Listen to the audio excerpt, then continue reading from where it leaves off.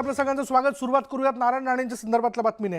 नारायण राणेंसंदर्भात सर्वात मोठी बातमी पुढे येताना दिसते। नारायण राणेंना हायकोर्टाने दिलासा दिलाय। कोर्टाने राणेंची याचिका निकालात काढली आहे।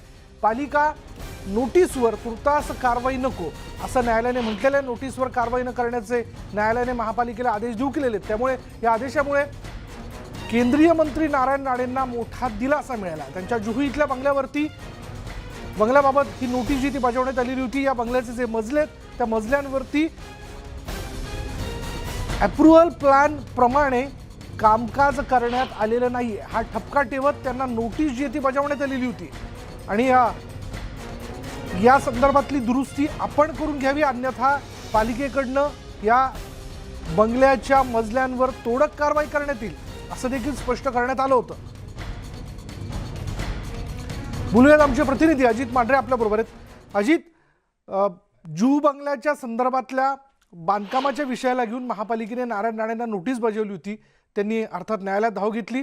न्यायालयाने या संदर्भात निर्णय देत असताना काय म्हटलंय? न्यायालयाने नारायण राणे यांचं म्हणणं ऐकून घेत त्यामध्ये काही निर्देश दिलेले आहेत, त्याच पद्धतीने काही त्यांचं मत मांडलेलं आहे। न्यायालयाचं मुळात मत असं आहे की ज्या पद्धतीनं नोटीस बजावली गेली आणि जी कारवाई करण्याचं जे सांगितलं जातंय यामध्ये त्यांची बाजू ऐकून घेणं कुठेतरी कमी पडलं असावं। माफ करा, यामध्ये नारायण राणे यांनी नियमित बांधकाम केलेल्या अर्जावर सुनावणी जी आहे ती निकाल घेऊन द्यावी असं सांगितलेलं आहे। त्याच पद्धतीनं त्यांच्या बांधकामावर कोणतीही कारवाई करू नये। शिवाय जर नारायण राणे यांच्या विरोधामध्ये मुंबई महानगरपालिकेचा निर्णय गेला, ती सुनावणी घेतली आणि तो निर्णय जर नारायण राणे यांच्या विरोधात गेला तर नारायण राणे त्या निर्णयाला मुंबई उच्च न्यायालयामध्ये आव्हान देऊ शकतात। अशा पद्धतीच्या तरतुदी ज्या आहेत त्या मुंबई उच्च न्यायालयाने नारायण राणे यांची याचिका जी आहे ती निकाली काढताना केलेली आहे। दुसरी आपण जर पाहिलं तर ज्या पद्धतीने नारायण राणे यांनी जे बांधकाम केलेलं आहे असं